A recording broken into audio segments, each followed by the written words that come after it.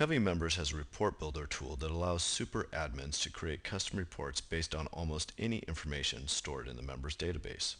Once these reports are created, anyone with report admin user type can run them. Let's take a look at the report builder. First, we get to report builder from the members super admin tools page. Let's scroll down and we see underneath customizations, report builder. When we first land on the report builder page, we see a list of available reports. Default means that it was created by the system. A custom report is one created by the users, or in this case, the super admins. We have a couple actions we can do. We can manage a report to modify it, or we can just go ahead and run it. Let's go ahead and add a new report. Before we select our search fields, we need to choose which type of report to run. Choosing the report type helps us limit the available fields so that we get clear and concise results. We can choose a user report, a company report, a report based upon account signup, or report about users in the participation in groups. Let's choose user report.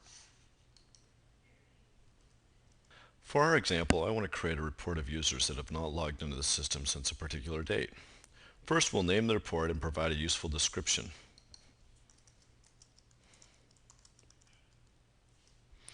We can also change the name of the file that's going to be downloaded once we run the report. We can change the file name here.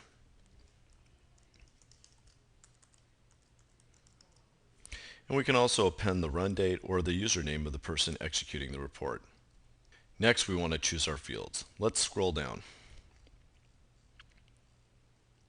Across the top, we have several field choices: fixed, searchable, viewable, and downloadable. Fixed fields are those fields that will always be run in the same value that we pre-select. Searchable, just what it sounds like. Viewable are the report fields that are displayed once you run the report and viewed on the website. And then finally, downloadable. These are the field values that will be displayed in the download report. So let's go ahead and pick some values. Last name primary, get some email addresses in there. You can also choose their user status. Let's choose that as a fixed field, whether it's displayed publicly or not. User sign-up date, we can include that in the viewable report. Last modified. And last login, that's the one we want to search in.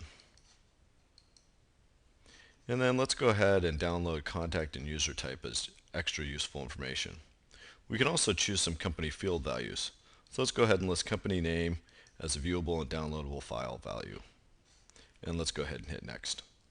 The next step is determining our fixed field values. So here we have user status, is or is not. We'll choose is and is active. Also whether or not user is displayed publicly. We'll choose is and yes. That'll define our fixed criteria for running the report. Now we need to choose the searchable criteria. So last login date we have as, we can choose is not, is before, or is after. Let's choose is after, and then we'll put in a date, 1/1/2008. And we could also include a time if we wanted to. And then we can choose how the results are to be displayed by reordering them.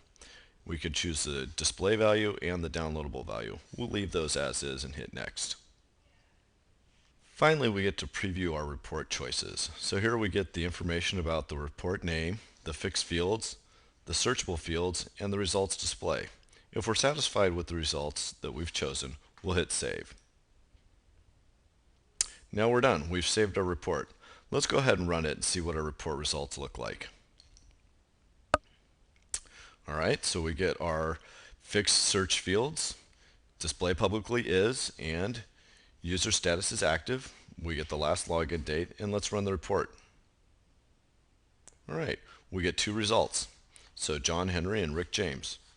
We can click here and download this as a spreadsheet, or we can go back to Run Report Builder. That's it.